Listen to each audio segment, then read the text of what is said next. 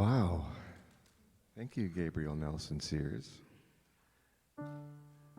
There's something about vibrations and sounds that really touch different frequencies within our own vibration, and they can filter and sort of combine and really elevate us. That was wonderful. I almost didn't make it up to the stage in time.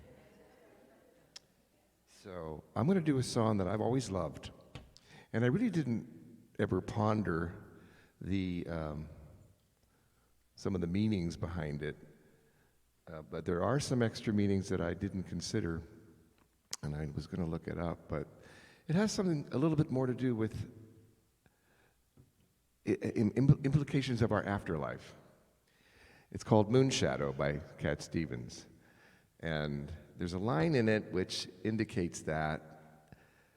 It's in the bridge where it says, "Did it take long to find me? I asked the faithful light. Did it take long to find me? And are you going to stay the night?" Just love that.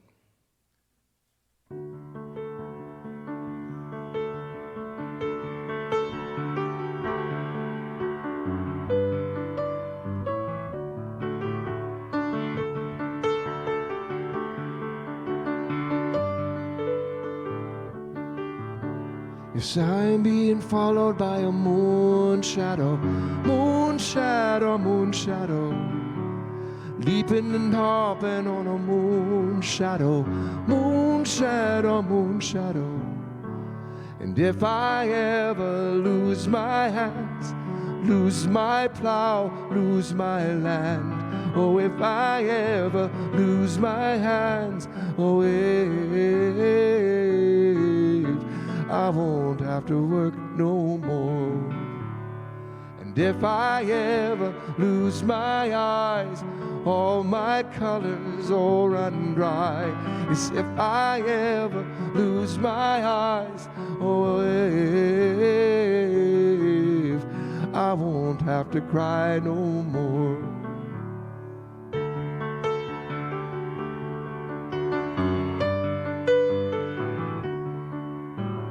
I'm being followed by a moon shadow, moon shadow, moon shadow, leaping and hopping on a moon shadow, moon shadow, moon shadow. And if I ever lose my legs, I won't moan and I won't beg. Yes, if I ever lose my legs, oh, I won't have to walk no more. And if I ever lose my mouth, all my teeth, north and south, yes, if I ever lose my mouth, oh, I won't have to talk.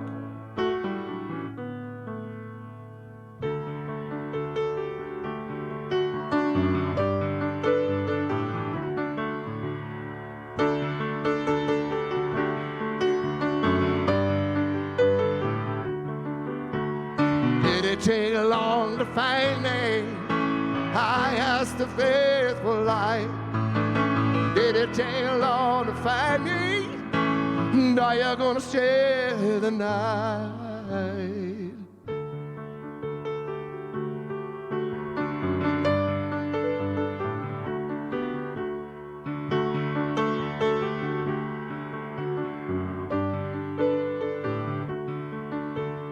I'm being followed by a moon shadow, moon shadow, moon shadow, leaping and hopping on a moon shadow, moon shadow, moon shadow, moon shadow, moon shadow, moon shadow, moon shadow.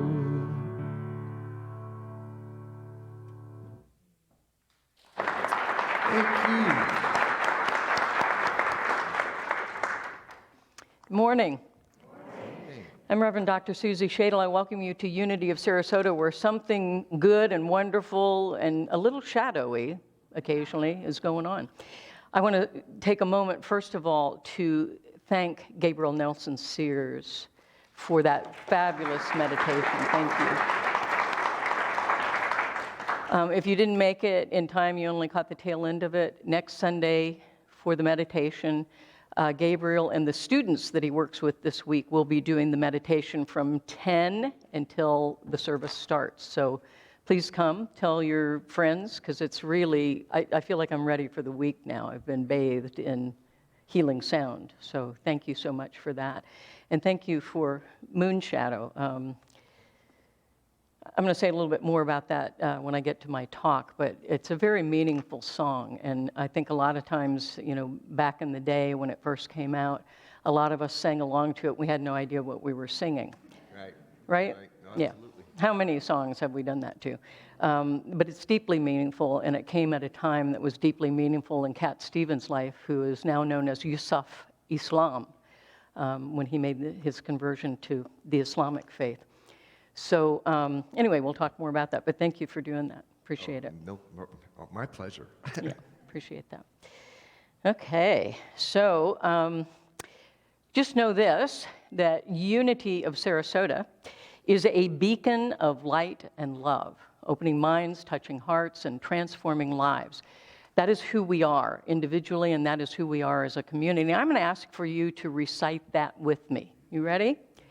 We are a beacon of light and love, opening minds, touching hearts, and transforming lives.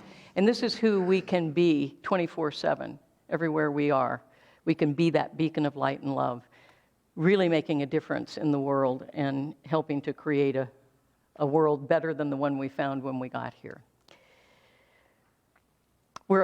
We are an inclusive spiritual community that embraces empowering and life-affirming practical spirituality for richer living right here and right now, not only in our own lives, but in the life of the world.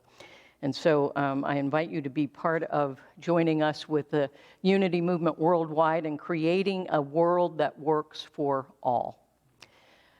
If you happen to be here for the first time, if you're a guest or a newcomer, please stand. We'd love to find out where people visit us from. We get a lot of visitors throughout the year. Great, thank you. There's a couple of brave souls there. We don't hurt you, I promise. This is our wonderful Kimberly Bailey, who's one of our board member of the day, and she has a gift for you. It is a shell necklace indicative of the gorgeous beaches in Florida. Each shell represents the love that we are individually, and when we string it together into a necklace, we become a community of love. And so I'm just going to ask where you're visiting from. Rochester, New York. Welcome. Glad to have you with us. Friend of Pat Krill. Great. And where are you visiting from? Well, we live in Palmetto now. We just moved down here recently. Excellent. Welcome home. Great. Good to have you with us. And how about here? I just moved here from Seattle. Oh, my God. That's where I'm from. Oh, we got to talk. Joyce? Oh, my God. She's one of my best friends. Oh, yes. We must talk. Did she send you here to check up on me? I knew it. All right. Wow. That's great. Welcome. Woo, yeah, wow, the world's getting smaller. It's so great, thank you. Thank you all for being here. Now, Kimberly gave you a packet of information, a welcome packet. There's information about Unity in there. On the back is clipped a welcome card. We'd love it if you'd fill that out so we can get to know you a little bit better. You can get to know us. You have an opportunity down the road to sign up for the newsletter, which keeps you abreast of everything that's going on, like special meditations and things like that. So we'd love to have you fill that out. Just leave it in one of the offering plates or take it to the Red Umbrella welcome table in Fellowship Hall after the service. Now, here's a good little tidbit of information.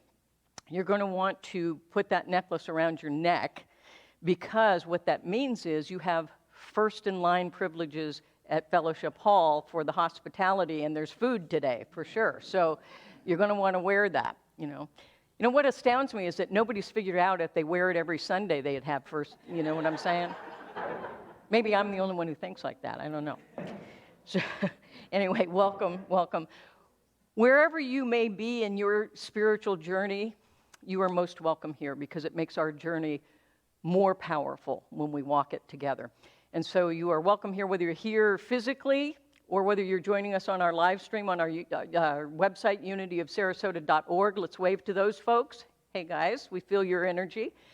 And I just want to take this opportunity real quickly to acknowledge our dear friend Laurel Rund, who makes sure that that website and all those things on that part of the social media work well. Thank you so much. That's wonderful. So we haven't had too many glitches, so I appreciate you for that. And when we have, we recover quickly, so I appreciate that. Thank you so much, Laurel. Excuse me. And we already met Kimberly. She will be at the Red Umbrella welcome table. So if you have questions or more things you want to know about Unity of Sarasota or would like to take a peek around this beautiful campus, please talk to Kimberly. Thank you for your service. We appreciate it. Okay, we have some invitations for your participation today. And this is a big, long one. I know you can't read that, but that's okay because those flyers are all over the building, as well as some individual flyers about all these events. As Gabriel Nelson told us at the beginning of his meditation, he's with us for the entire week, and he's going to be doing things all the time. So he'll be doing these meditations. I'm going to bring him back up here during my talk because I have a meditation I want him to play behind. Today after service, we have toning in the Tiwa Way, so that will be over in the other building. So please stay and join him. You'll be fed, so you won't have to run out and you won't be weak from lack of food. So please join for that. During the week, he will be doing individual healing sessions, so you can talk to him about that. Wednesday evening, which is our music and inspiration service, it will be Gabriel for that whole hour. So come on Wednesday evening, bring friends, tell folks. Let me tell you something. Whenever we've had that kind of thing on a Wednesday night, it starts at 7 o'clock, 8 o'clock they finish, and I'm like, why is he stopping? We just started. I mean, it really transports you. So please come on Wednesday evening and really partake of the energy that you will get and the healing that you will get from that sound therapy. So thank you for that.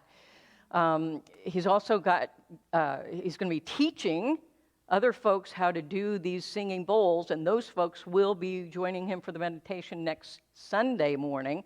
And the final event will be next Sunday after service when he is in the bookstore doing an aromatherapy essential oils workshop, which includes the oils, right? So there's all kinds of stuff going on. What can I tell you? You know, so just, hey, I know what you could do. You could take this week as your vacation and just hang out here. Cool, right? All right. So glad you're here. Glad you're here. Next, something new coming along. All aboard the Friday Night Spirit Express. We're exploring all kinds of ways to express our spirit and to experience spirit on Friday evenings. Starting the 2nd of September, there will be something going on here every Friday evening. There will be flyers out and more announcements coming. Get ready to board the Friday Night Spirit Express. The first thing up is our kirtan, and then after that, let's see, I've got a whole list here. I don't have to actually use my memory. We've got a kirtan coming, we've got movie night, we've got a drumming circle coming, we've got a progressive art event. This is something I just, it popped in my head, and Reverend Matthew took off with it and said, yeah, let's do it. It's where you start a piece of artwork, and then you pass it on to the next person, and they add to it, and then they pass it, and on it goes. Oh, yeah. I've done that with poetry before, but this should be really cool and interesting. We'll see if we're anywhere near as good as the kids when they do art, right? Anywhere near. So that's coming up, and also a poetry reading, poetry sharing Friday night. Could be your own poetry or poetry that moves you. So just keep looking at the newsletter, the website, on and on and on. There's all kinds of stuff coming because there are a multitude of ways to get your spiritual fix. And we want to give it to you on Friday evenings on the Friday Night Spirit Express. Next up, World Day of Prayer. The Unity World Day of Prayer will be September 7th and 8th right here. It starts on a Wednesday evening, goes all the way through till Thursday evening. The space will be made sacred and held sacred for anyone to come in at any time during that 24-hour period to be in prayer. So please join us for the service that Wednesday night and stop by and take some time to pray. All right. And then finally, we have another big thing coming up. I'm going to ask Stephanie to come up here. Stephanie Slavin has graciously agreed to do a Mastering Prosperity class with us, and I'm going to let her tell you more about it. It comes with guarantees and all kinds of cool stuff. So, guarantee of prosperity. It doesn't get much better than that, right? Money back guarantee. Money back guarantee. Cool. Tell them all about it, Stephanie. Thank you. Hi, I'm Stephanie Slavin. I'm a master life coach with a specialty in wealth coaching. And in Psalm 23, it promises us, "The Lord is my shepherd, I shall not want." So how come we still want? Good question. How come, we never have enough of health, wealth, and happiness? Because that's what prosperity is. Wholeness, well-being. That's what wealth really means. Mm-hmm. All of those things. We have a class for you that is just 90 minutes long on 3 Sundays, 9/11, 9/18, and 9/25. And not only am I going to be bringing you my 30 years of experience with clients all over the world, but I'm also going to be bringing you our own wonderful Betty McQueen. Betty, would you stand, please? Betty has written about prosperity in her books, and especially poverty thinking. Because what we're going to do in this class is we're going to break those roadblocks in the highways of our minds, and we're going to undo some of the thinking that is keeping us from having everything we deserve in this friendly universe with all the blessings that exist. So come and join us. It's going to be fun. Oh, and Betty's also going to share with us a concept of found money. So come and join us. We're going to have fun. We'll have lots of exercises. It'll be after church, 12:15 or 12 to 1:15. 12:15 to 1:45. 12:15 to 1:45. See, that's why I have Susie Because, here. guess what? We're going to feed you beforehand. Yes, you get lunch with this too. So this will be 9/11, 9/18, 9/25. Did I get that right? You did. Okay. I see I do have some head for numbers. But thank you very much. Please come and join us because it's for your personal transformation about abundance, money, health, and happiness, as well as for our transformation here at Unity, because all proceeds are donated to Unity. Thanks. Come join us. Thank you. Great. I want to thank Stephanie for her generosity in doing that class. And there will be no expenses to Unity. Every penny goes to Unity. I will be donating the food.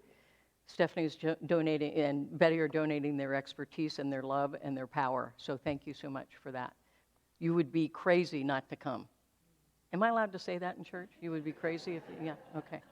I wasn't sure. I'd be crazy even if I do come. So you'll be even crazier if you do come because you're just going to be like overjoyed. So do it. Do it. All right. Rob, let's have him stand up and do the Unity song. Every prayer is answered, every prayer is heard, every thought and feeling, every spoken word, what your soul has longed for, what your heart can feel is already here, is already real.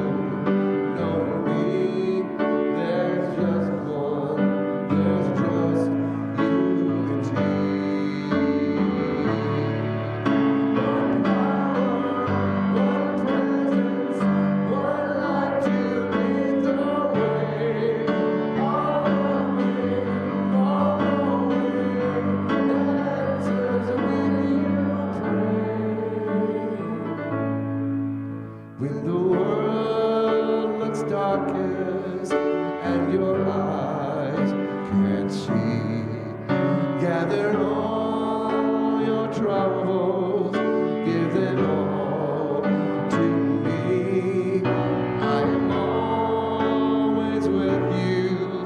I will always be. I am unity. We are one. We are unity.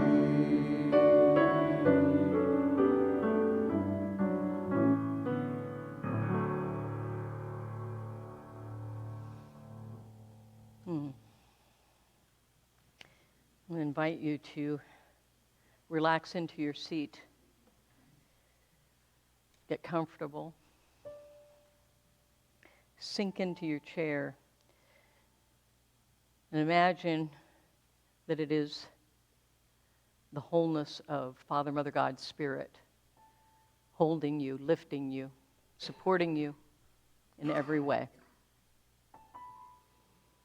And just feel yourself relax into it. Leaving what has gone before this moment in the past, not worrying about the future, simply being fully present right here and right now. And to help us to do that, let's take a deep breath in to the very center of your being. Let that breath fill your heart with love. And then release the breath fully, sharing that love with all.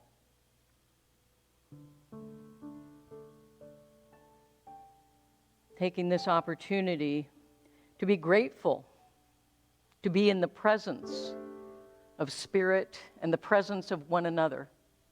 For each one of us is a unique expression of the one. And while we express ourselves diversely, we remain one in the unity of all life. We are complete, perfect, and whole, each one and all one. And to cement that knowing, that truth, breathe in deeply again to the center of your being and feel that gentle breath of God gently massage your heart open. And then release the breath, knowing that you share that presence that you are with all.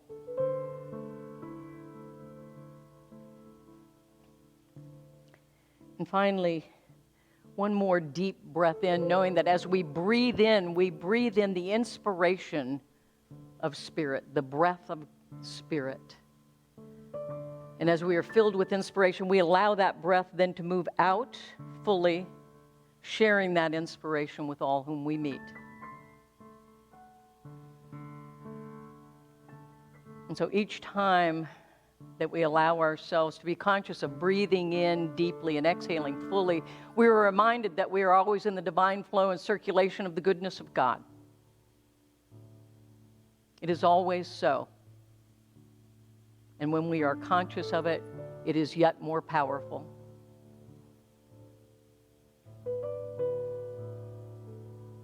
And so in gratitude, we come together in the presence, remembering that each one of us is the presence in our own divine and unique way. And for this remembrance of the truth, I am eternally grateful.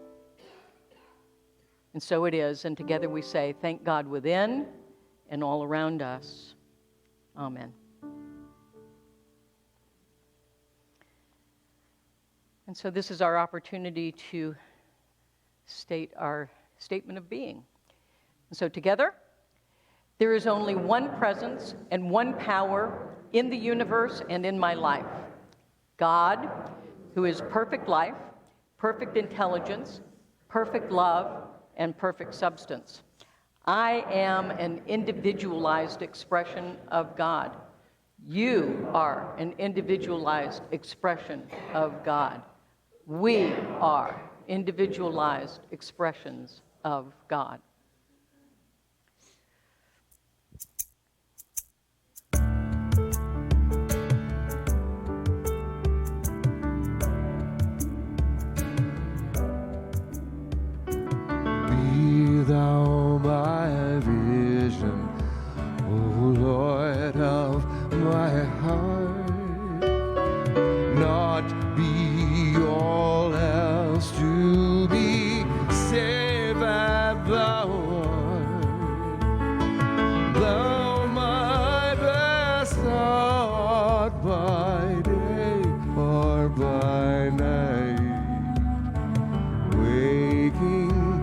or sleeping, thy presence, my life.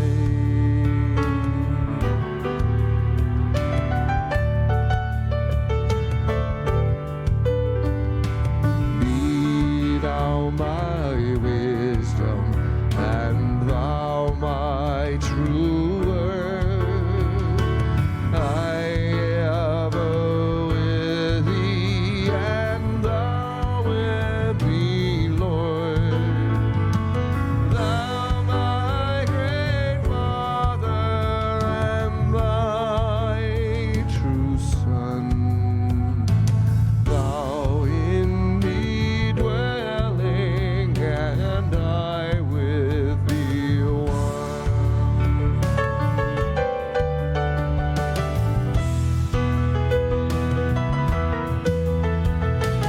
Riches I heed not, nor man's empty praise. Thou mine inheritance through all my days. Thou and thou only, the first in my heart. High King of heaven, my treasure thou art.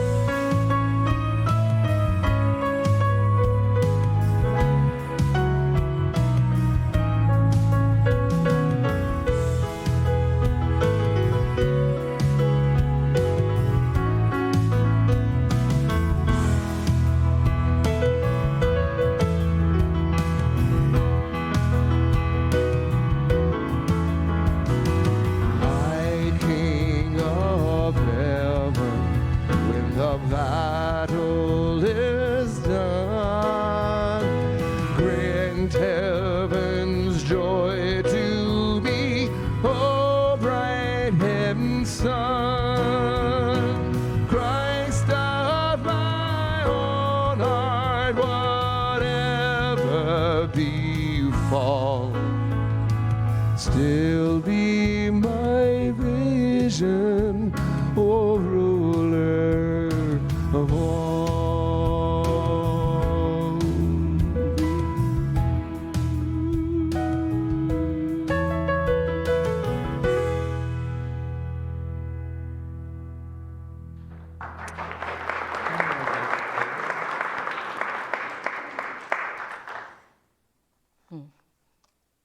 Be thou my vision.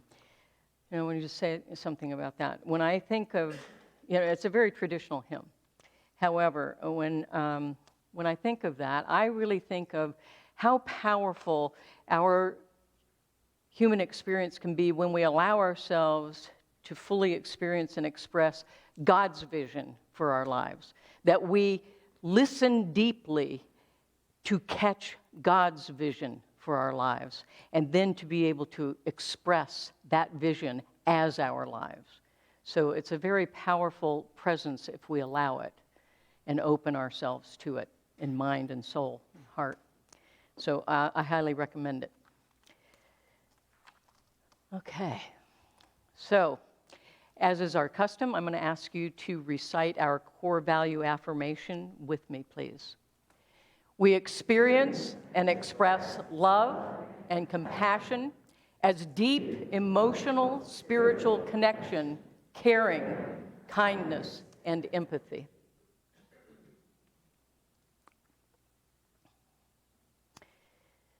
I want to say something about the first song that Rob did also, Moon Shadow. You know, sometimes that song, I mean, it talks a lot about losing things and it talks a little bit about darkness, but you know, the moon shadow, you know, hanging out in the moon shadow would not be as big if it were not for the size of the light behind it. So the light behind a shadow is indicative of the light that is within us and all around us. And so moon shadow, when you see that moon shadow or you're leaping and hopping on a moon shadow, you're really on a light beam as well. And it's important to know where that light beam comes from. It comes from spirit within and all around us. So part of that light beam comes from us. We are part of that light. And in the song, it goes on and talks about stripping away and losing everything. If I lose this, if I lose that, if I lose the other thing.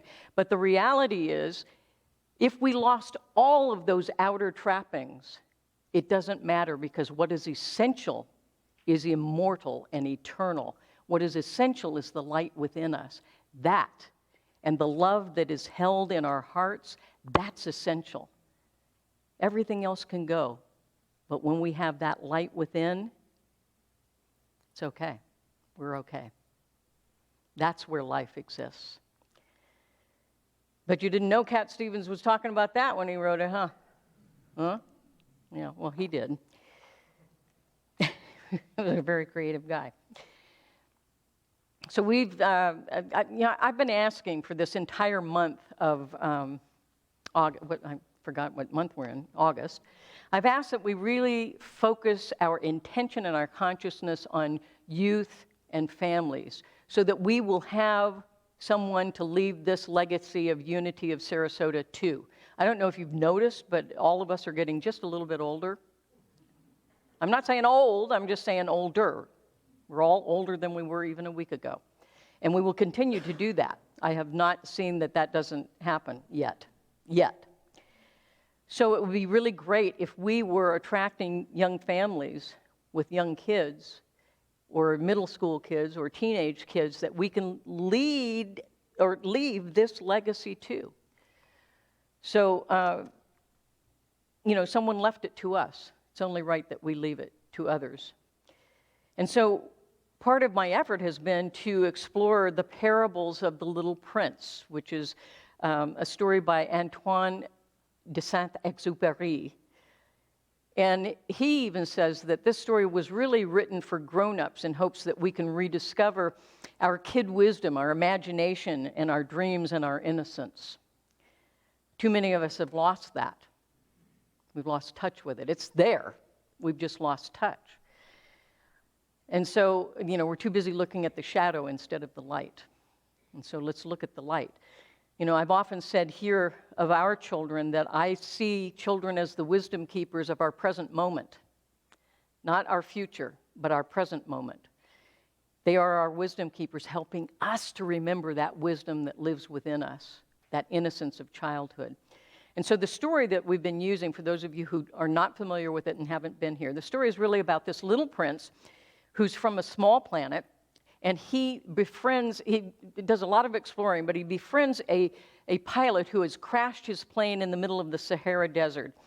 And the little prince helps to reawaken the dormant, free-spirited imagination, innocence, and sense of adventure, awe, and wonder in not only the pilot that he meets, but also in every one of us if we're open to it. And the little prince's adventures throughout the universe, he goes from planet to planet and exploring, and all of his adventures throughout the universe guide the pilot and us to rediscover our imagination and our creativity, our spontaneity, our joy, and our spiritual wisdom, which is in there. We don't have to go to church to get spiritual wisdom. We were born with it. But we do need to learn how to tap into it, and it's best done, I think, in community where we can help each other to tap into that wisdom. It's in there. It's like that spaghetti sauce. It's in there, all right? It gives us hope. It gives us hope of finding and experiencing and expressing our essential self. That essential self that when all the outer trappings are gone, remains.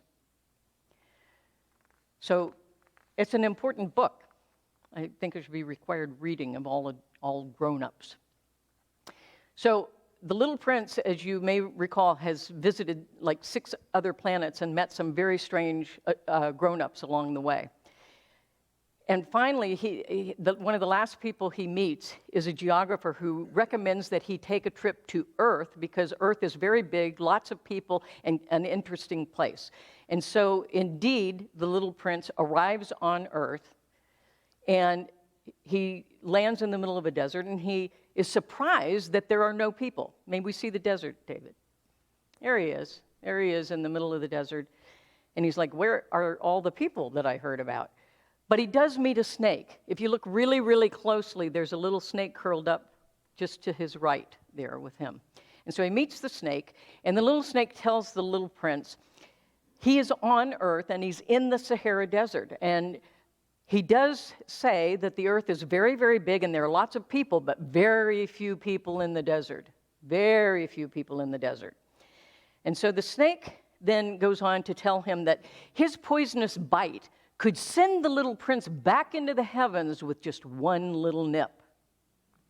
But the snake decides that the little prince is too innocent, too dear to do that to him, so he refrains from biting him. But instead, the snake says, listen, if you start to get really homesick, just let me know and I'll be happy to bite you and send you back home to your planet. Sounds a little familiar. I've always said snakes are sneaky. You got to watch them. Remember the snake from the Garden of Eden who tempted Eve and created all kinds of havoc? Well, this little snake is a cousin of that one, and he's trying to tempt the little prince with the idea of getting him back home. But the little prince thanks him for his insight and says, I need to travel on. And so he travels on, he's walking this road, which ultimately takes him into this huge rose garden. The little prince is shocked to find so many flowers that look just like the rose, his rose on his planet. And that rose had told him that she was unique and was the only one of its kind. And he sees all these roses like, whoa, wait a minute, wait a doggone minute here. He already knows that she's lied to him a few times, which is part of the reason he's traveling. But when he sees all of these roses that look like his rose, he begins to feel kind of sad that he's not a great prince at all, that he's the prince of a tiny little planet that has 3 volcanoes, 2 of which don't even work, and one now very common rose. It's like, you ever felt like that? It's like, I thought I was a bigger deal than I am, and all of a sudden I discover, wow, you ain't such a big deal at all. And so he's feeling kind of down. The discovery that his rose is ordinary makes him feel unimportant, like he doesn't have these important connections, if you will. And it reminds him of the vain man that he met on one of the planets, the vain man who thought he was God's gift to everything, but he had nobody else on the planet to let him know that. And so the little prince says, man, I'm starting to feel a little bit like that vain man. Here I am all alone on my planet, and I was convinced that I had the only rose of value in the universe, and now look at all these. What's it all about, Alfie? So the little prince is dejected, and he lays down in the grass and begins to weep. And while he's there in the grass weeping, a fox appears. May we see the fox? There he is. There's the fox. And the little prince sees the fox, and he asks him if he will play with him, because he said, I'm so sad and unhappy right now. Will you play with me? And the fox says, you must tame me first before we can play. You must tame me. And the little prince says, I don't understand what that means. I don't know the idea of tame. And so the fox explains that tame does not mean to master or dominate. To tame means to have a bond, to have a reciprocal loving relationship. To tame, to become friends, to become in a relationship. Again, little reminder of Eden. We were given by God dominion. Dominion. And many of us still to this day take it as domination. It's not how it was meant. We were given dominion as in stewardship, to have a relationship with the planet in which we care for, and then the planet cares for us. And so this is what the fox is trying to explain to the little prince. When we tame, or have dominion, it creates a relationship of responsibility. And so the fox teaches that with tame, we need each other. We're in this thing together. We're responsible for and caring for one another, for looking out for one another. The bond means that we become unique and special to one another as we love and care. And the little prince says that he thinks that possibly he's been tamed by his rose up on his planet. And the fox then teaches the little prince about the special bond of relationships and love, that special bond. He says that uniqueness isn't about being different from everyone or everything else. Uniqueness grows out of connection and love and relationship. Think about somebody you love.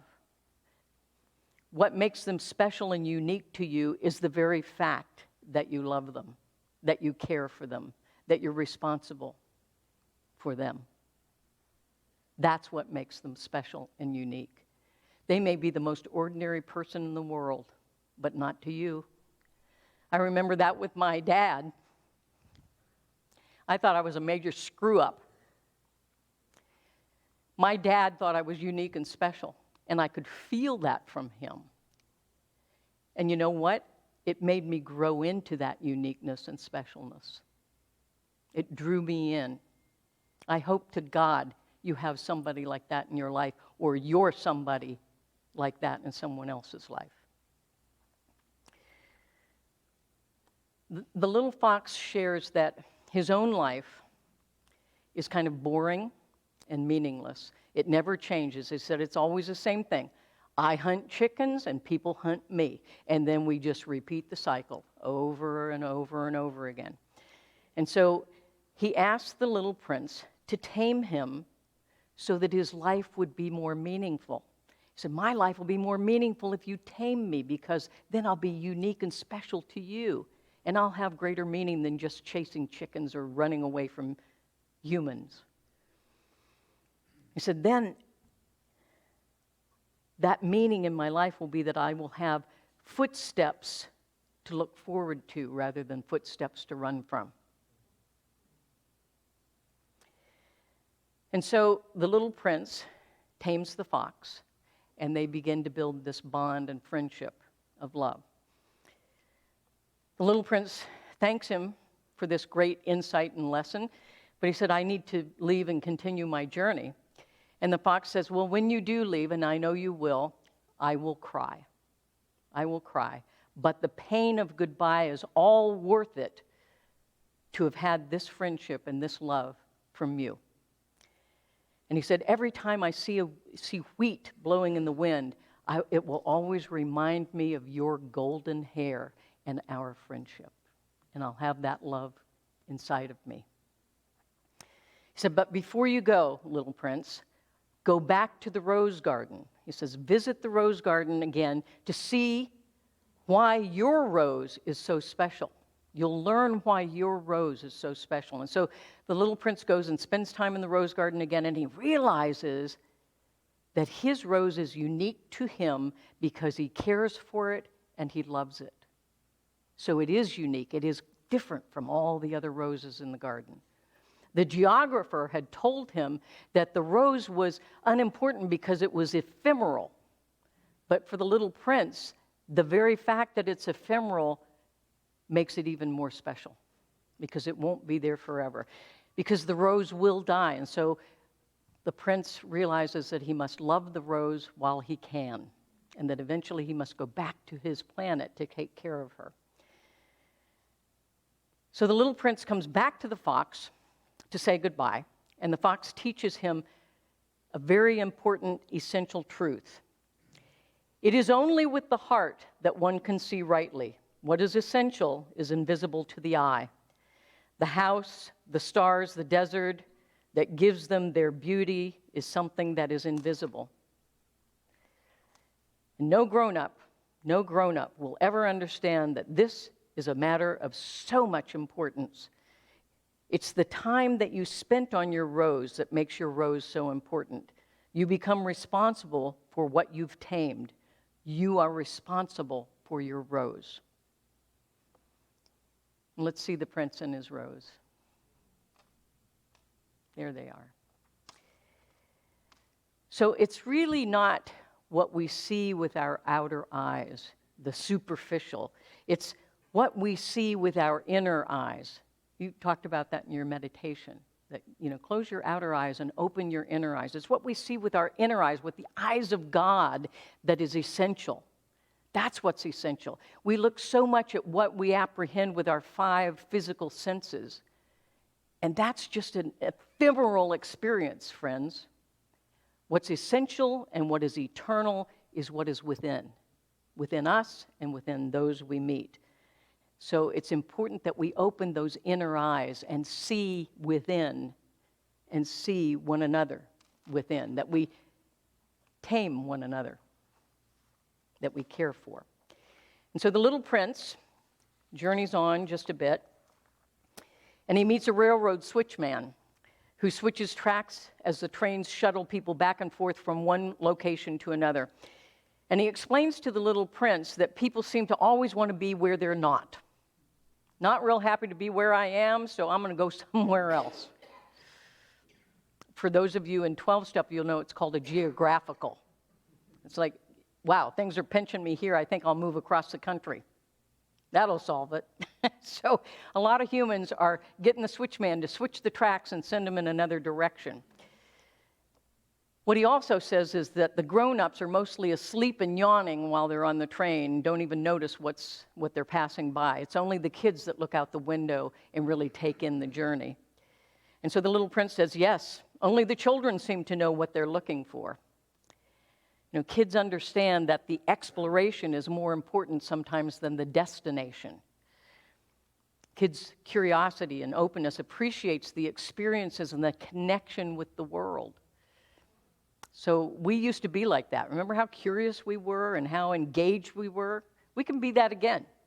It's in there. We just got to tap it awake. And ultimately, the switchman says, yep, the children are the lucky ones. They're present. Little Prince moves on, and he meets a merchant who has a very questionable claim. I've met a few of those merchants. I'm sure you have too. The merchant says that he's selling pills that he claims will quench thirst.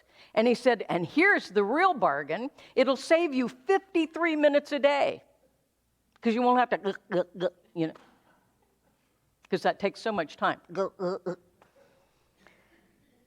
So the little prince says, you know what? If I had 53 extra minutes, I'd use it to walk to a spring of fresh water. Because grown-ups, he said, I've noticed from the ones I've met, seem overinterested in destinations and acquisitions and achievements. But the little prince sees that exploring, actually taking the process of finding the water, is sweeter than the actual event of quenching my thirst. The journey is just as important as the destination, maybe more so sometimes. We forget that. We get fixated on the end, and we miss the whole middle. Have you ever done that? I've done that where I drive to work, I get here, and I'm like, wow, how did I get? I have no recollection of the journey. I'm like suddenly here, I'm thinking, wow, that's probably dangerous. I'm like, so present. Next time you're driving somewhere, please be present. Your insurance company will appreciate it. So finally, the little prince comes upon the pilot who's crashed his plane in the middle of the desert. There they are. And the pilot is very busy repairing his plane, and the little prince keeps yammering on and asking questions, and the pilot is fixated on fixing the plane. He sees that as essential because it's a matter of his own life and death. But the little prince sees his questions and the help he needs to get back to his rose and to help his rose as essential. Because after all, it's a matter of life and death for his beloved rose. So he's thinking of that relationship. Not the physicality, but the relationship. that exists between them. And so the little prince says that the pilot is like so many of the other grown-ups that he's met, not seeing the importance of that connection and relationship. And the little prince tells him that he had built this relationship with the rose by caring for her until he caught her in a lie. And because the truth was important to him, he decided that he needed to take off and explore these other planets in search of greater knowledge and truth. And so he shares the insights that he's gained on his journey and all these encounters with the strange grown-ups, shares those insights with the pilot. And the pilot then takes that in, and he suggests that Earth is a collection of many of the same grown-ups with the same limitations that you've already encountered. There are just more of us. So what we find, though, is that the pilot starts to come back to himself, back to the presence, back to the essentialness of what is within him through this relationship that is developing with the little prince. Sharing our stories and our experiences, we tame each other and we develop connections and relationships. If you knew my story, you couldn't help but love me. If I knew your story, I couldn't help but love you. If we knew each other's stories, we could not help but love one another. So when we start to tame each other, we start to create that bond of relationship that has meaning and depth for all concerned. It requires that we look deeply within and that we be willing to be there and fully present and witness another person looking deeply within themselves so that we can get to know that essentialness as well. To really do some soul searching of our own lives. Are we like the little fox where we chase the chickens and the people chase us? Or have we found that passion and deep meaning, that pull that is our call and our reason for being? I've been spending some time in contemplation with that myself this week about what is essential for me in my life, in this life, and who I am and what I'm doing with what I've got. You know, I went to a presentation of the American Jewish Committee this week, and I have to say, that group, if you don't know about it, is the oldest human rights organization in America. They do some incredible work, not just for Jewish people, but for all people. And I was so moved by what they have done and more moved by what they're in the midst of right now. And I thought, wow, these people have found the essentialness in their lives, and they're sharing it with others so that others will also find what is essential and be that. So I thought it might be a good idea for us to do a sort of a essential self-meditation, if you will. It's a guided meditation, so you don't have to work real hard to go anywhere. I'll guide you. And I'm going to ask Gabriel Nelson to do some soft tones behind this. So get comfortable in your chair again. Just sink into it. Close your eyes. Relax. Breathe in deeply into your heart space, and then exhale fully. And just continue to be in that cycle of breath, breathing in deeply and exhaling fully. Find your own perfect rhythm. And just relax and go with me on this journey. In front of you, in your mind's eye, is an open door revealing the beautiful interior of an elevator. You step inside, relaxed but curious, wondering, where does this elevator go? The elevator begins a slow and easy descent. There's soft, gentle music playing as you continue to go down and down, further still.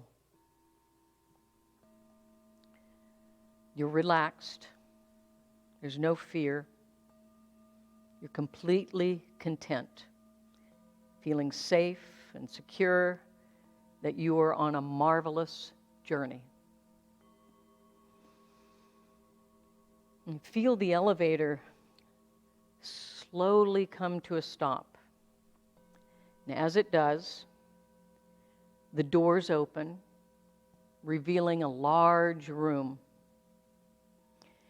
And as you step out of the elevator, you start to look around the room, you realize that everything is laid out to provide you with a sense of comfort and beauty and well-being. This is your inner sanctum. You see a large open window covering an entire wall. Beautiful, warm light streams through the window, along with a gentle flow of fresh air. Spend a few moments making yourself comfortable, enjoying the furnishings, the accessories, and the colors that you find pleasing and calming.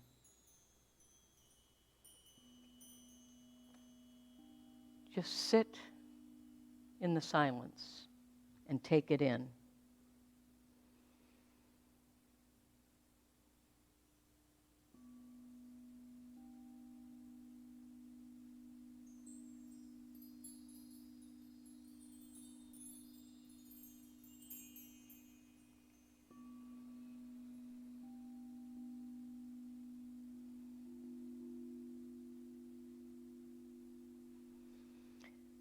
You are quite contented in your own personal room.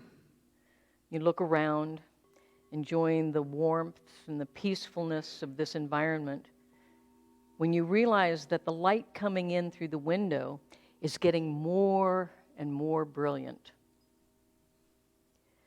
You're mesmerized by its beauty, and you realize there is a being standing in the light.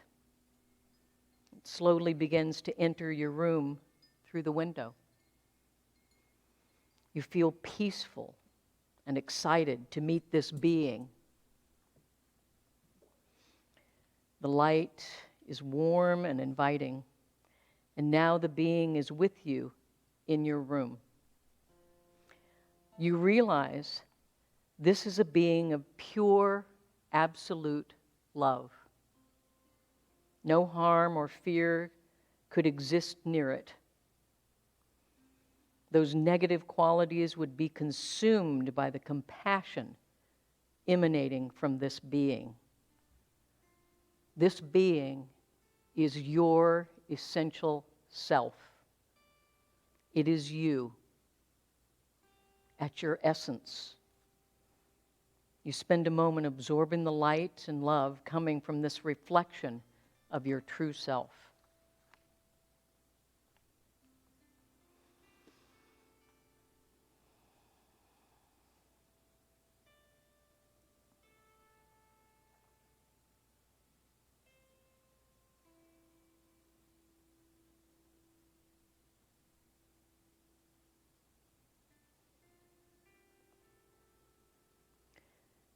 And now you realize your essential self has something to tell you.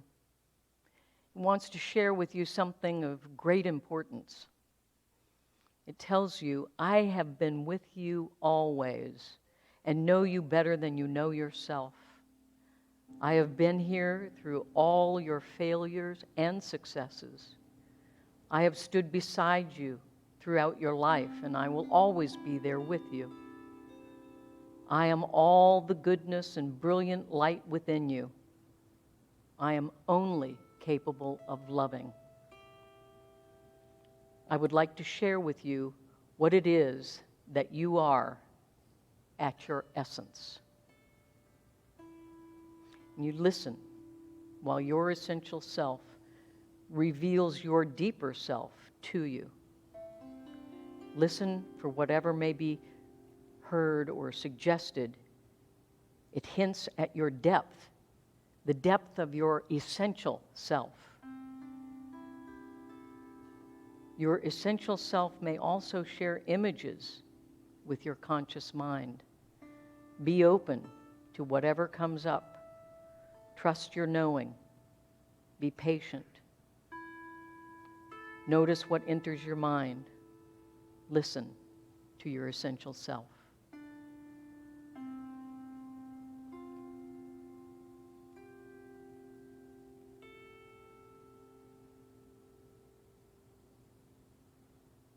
Notice how it feels to be one with your essential self.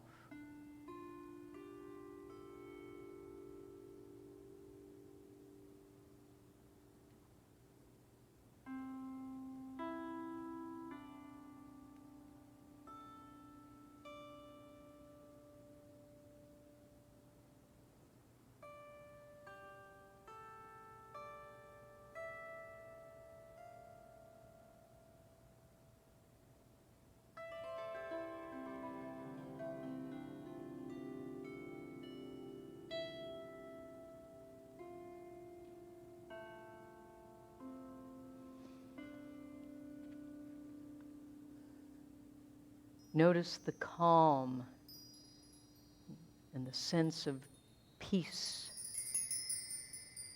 being in relationship, in awareness that this being, this presence is your own deepest, most essential self. It is your most authentic you. It is who you have come here to be. Embrace it, knowing that it is alive within you. It is you.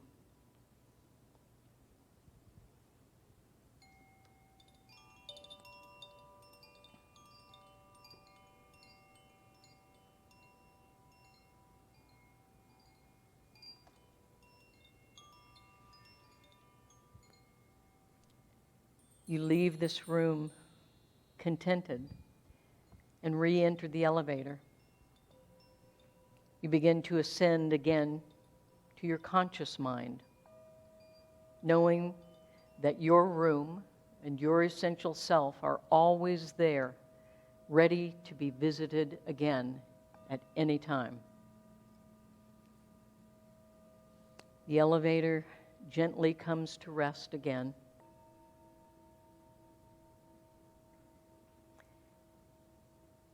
And when you are ready, you slowly begin to open your eyes, carrying with you the intimate messages of your essential self. When you're ready, you gently open your earthly outer eyes, never closing your spiritual inner eyes. And be here, fully present, now.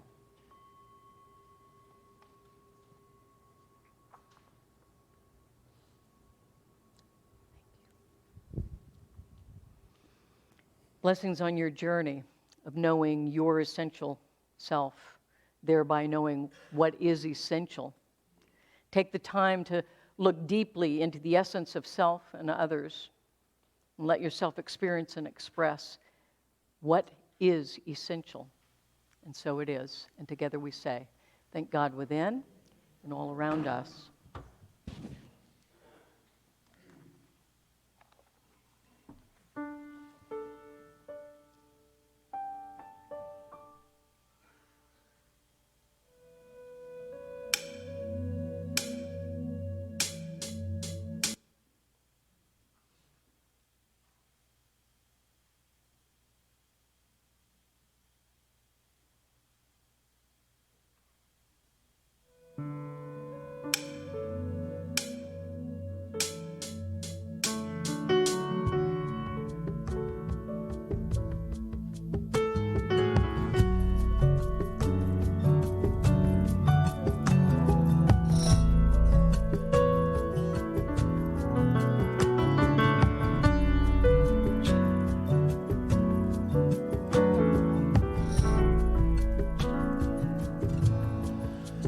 Sometimes at night I am afraid. I cover my eyes, I cover my shame. So here in the dark, broken apart, come with your light, fill up my heart. Oh, great light of the world, fill up my soul. I'm half a man here, so come make me whole. Oh, great light of the world, come to impart the light of your grace to fill up my heart.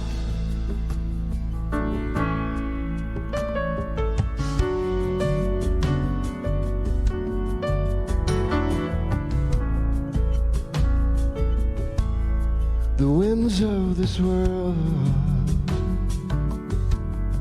can push you around, folding you up and backing us down. But here in the dark, I'm not alone. Come with your strength, come carry me home.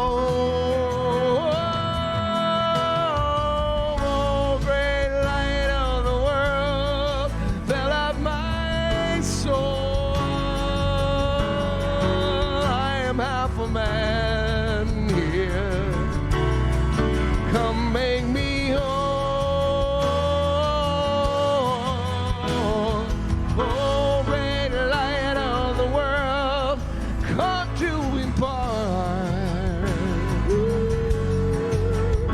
Light of your grace. Oh, great light of the world, fill up my soul. I'm half a man, make me whole. Oh, great light of the world, come to impart the light of your grace. Fill up my heart, the light of your grace, to fill up my heart.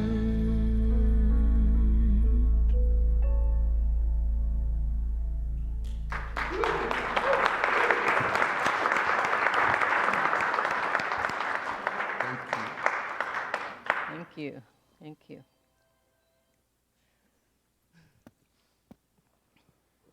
What's happening next, David? I'm lost. Ah! Okay. I think we may have some short people known as kids. There they are! Woo!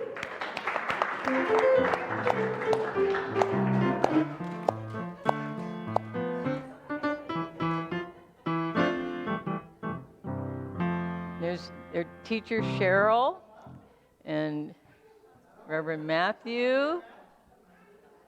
Cool. Okay, there they go. All right, the kids are doing what kids do. All right. So they had, what did they work on today? Creativity. Chakras, creativity, yes, relating it to the rainbow. Rainbows and creativity and fish and life. Okay, good. You'll have to share some of that with us next time. And prayer. and prayer. That's very good. And so we're going to do a blessing right now for all you kids, including the kids that are within all of you. So let's do this now.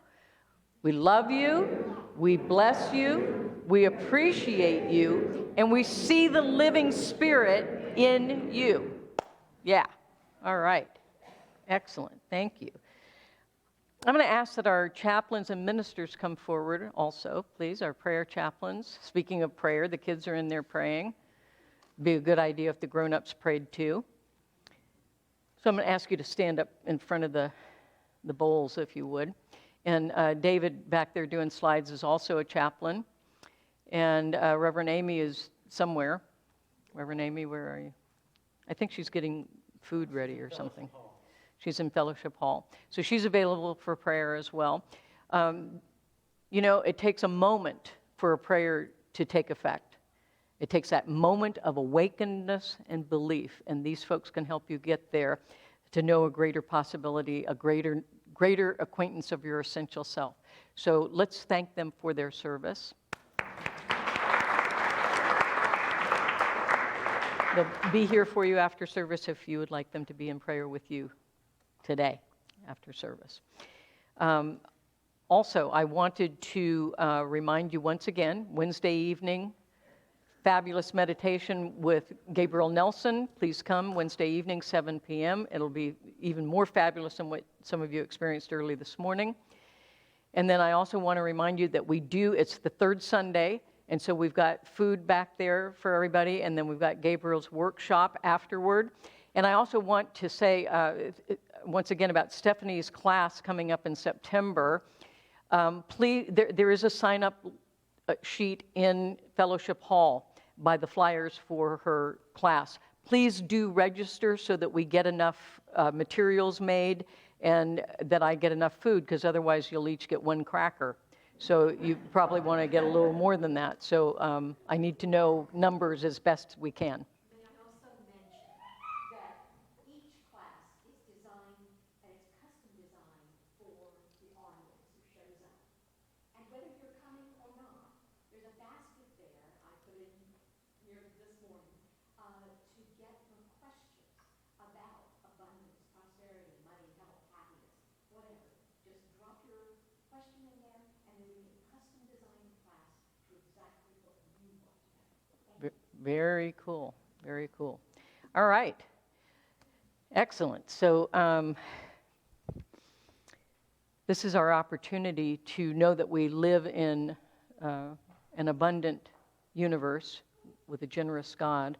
And so it's our opportunity to give as we are so moved. I know many of you send your money in, so thank you for that. If you have something with you that you'll be giving, our lovely ushers will be at the doors to accept your gift. Please take your gift if you're putting something there physically, otherwise metaphorically. Please hold your gift to your heart and infuse it with all of the qualities of your essential self, and know that that energy will then travel with your gift to bless others. If you're not actually putting something in the offering plate, please put your hand over it in blessing and prayer so that you can be part of that circulation. And will you please affirm with me right now? We give generously of our financial gifts, knowing that God is our immediate and endless source. And we thank you. Okay, this is, that doesn't sound good. Prayer of protection. We're going to do the prayer for protection, followed by the peace song. Okay, ready? Stand. The light of God surrounds us. The love of God enfolds us. The power of God protects us. The presence of God watches over us. Wherever we are, God is and all is well.